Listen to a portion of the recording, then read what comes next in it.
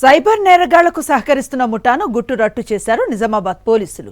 Fake bank ఖాతాలు తెరిచి cyber నేరాలకు సహకరిస్తున్న జిల్లాకు చెందిన 18 మందిని పోలీసులు అరెస్ట్ చేసి రిమాండ్కు పంపారు. ఈ ముఠా నకిలీ పత్రాలతో అకౌంట్లు తెరిచి 3 నెలల్లో 52 కోట్ల లావాదేవీలు జరిపినట్లుగా విచారణలో తేలింది. ఫేక్ బ్యాంక్ ఖాతాలకు సంబంధించి మరింత సమాచారం మా ప్రతినిధి కిరణ్ రెడ్డి అందిస్తారు. కేంద్రంలో సైబర్ నేరగాళ్లను గుట్టురట్టు చేశారు పోలీసులు. సో చూడొచ్చు, నిజామాబాద్ జిల్లా వ్యాప్తంగా 152 కోట్ల లావాదేవీలపై పోలీసులు సీరియస్గా తీసుకున్నారు. ఇటీవల నిజామాబాద్ కేంద్రంగా సాగుతున్నటువంటి అంతర్రాష్ట్ర సైబర్ నేరగాళ్ల నెట్వర్క్ను పోలీసులు ఛేదించారు. నకిలీ ధృవపత్రాలతో కరెంటు ఖాతాల నుంచి కేవలం 3 నెలల వ్యవధిలోనే 152 కోట్ల మేర వరకు అక్రమ లావాదేవీలు జరిగినట్టు కూడా ఇప్పుడు కలకలం రేపుతుంది జిల్లా వ్యాప్తంగా. ఆపరేషన్ క్రాక్డౌన్లో భాగంగానే మరో 9 మందిని కూడా పోలీసులు అరెస్ట్ చేసిన పరిస్థితి నెలకొంది. కేవలం 3 నెలల వ్యవధిలోనే ఈ నకిలీ పత్రాల ద్వారా 152 కోట్ల లావాదేవీలు జరిపారు. కేసుకు సంబంధించి పూర్తిగా 4th రౌండ్ పరిధిలో 18 మందిని అయితే అరెస్ట్ చేశారు.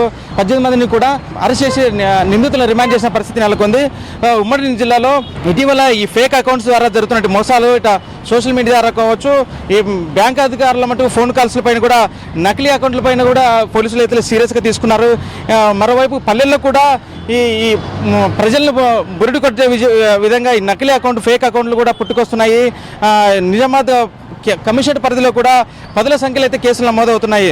సో చూడొచ్చు, మొత్తంగా ఈ కర్ణాటక బ్యాంక్ కేంద్రంగా సుమారుగా 50 ఫేక్ అకౌంట్ల ద్వారా లావాదేవీలు జరిగినట్లు కూడా పోలీసులు అయితే గుర్తించారు. వీళ్ళంతా ఆటో డ్రైవర్స్ కావచ్చు, కూలి పనులు చేసుకున్న వాళ్ళు అని కూడా చెప్తున్నారు.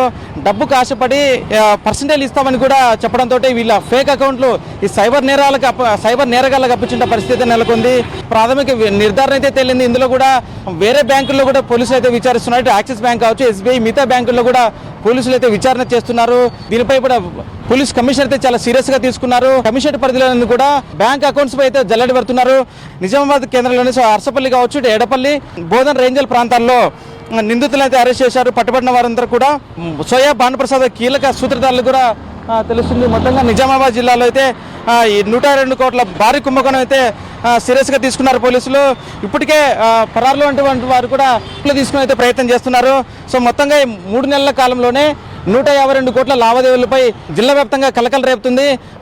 మొత్తంగా ఈ ఫేక్ అకౌంట్స్ పై ఎవరు కూడా ధృవపత్రాలు కావచ్చు, ఇట్లా ఆధార్ కార్డు, పాన్ కార్డులు వంటి కూడా ఎవరు ఇవ్వకూడదని అయితే సూచిస్తున్నారు. మరోవైపు డబ్బుకు ఆశపడి ఈ ఫేక్ అకౌంట్స్ను, ఖాతాలను సైబర్ నేరగాళ్లకు అప్పించవద్దని అయితే పోలీసులు అయితే హెచ్చరిస్తున్నటువంటి పరిస్థితి అయితే నెలకొంది. కెమెరామ్యాన్ సాయితో కిరణ్, సాక్షి టీవీ, నిజామాబాద్ నుండి.